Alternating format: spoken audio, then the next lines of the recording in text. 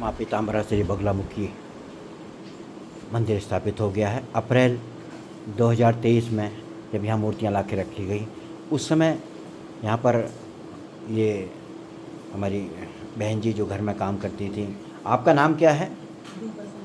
दीपा सैनी जी। जब बगलामुखी की सारी मूर्तियाँ चंद्रशेखर जोशी के निवास पर ला के एक कमरे में नीचे पूजा घर में रखी गई, तो उस समय की जरा सारी घटना सुनाओ। आप काम भी करते हो।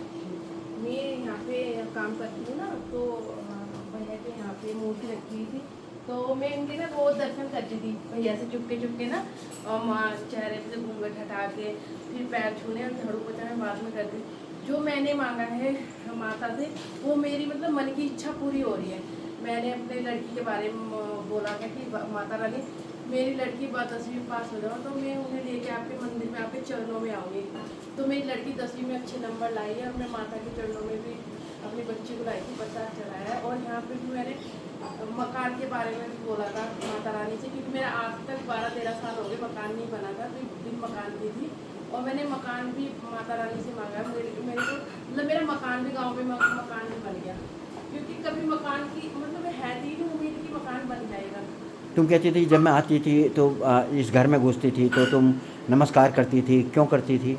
क्या क्योंकि मेरे को ना लगता था भाव, मेरे को ना ऐसा लगता था माता की तरफ ना मेरे को खींचा जा रहा है, तो मैं खींचती जाती थी माता की तरफ को ना, तो मैं झाड़ू पोछा बाद में करती थी, पहले मैं माता के दर्शन करती थी।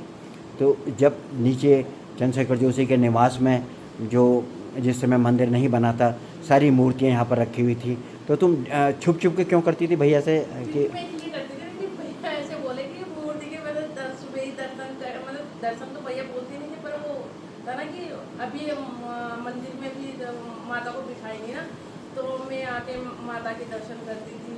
तो मेरे को लगता था, मैंने कहा कहीं मेरे को कोई मने ना कर दे कि माता के दर्शन क्यों कर दिया ऐसे, मतलब हाँ, तो उस समय चूँकि मूर्ति मंदिर में रखी नहीं गई थी और हम भैया के निवास पर मूर्तियाँ रखी हुई थी, तैयारी थी कि मंदिर बने तब ये मूर्ति प्राण प्रतिष्ठा हो। तो पर तुम्हारे मन में ये था कि मैं माता को रोज़ देखूं, और तुम भैया से चुपके चुपके माता से अरदास लगाने लगी, माता से विनती करने लगी।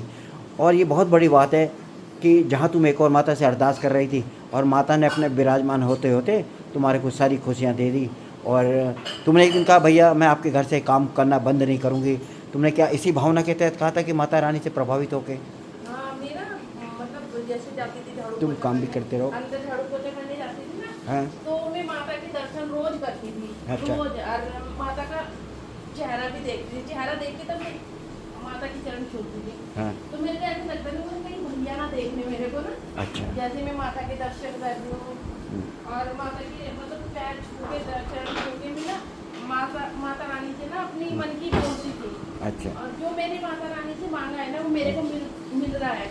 और मैं तो ये बोल रही हूँ कि सब अपने मन की इच्छा जो भी है मन में है, वो माता के आगे बोलो, क्यों दूसरों के आगे क्यों बोलते हो, क्योंकि माँ ही तो, भगवान ही तो मन की इच्छा पूरी करते हैं। माँ पीताम्बरा श्री बगलामुखी ने इनकी मनोतियाँ, इनकी मुराद वो सब पूरी करी जो इन्होंने मांगी।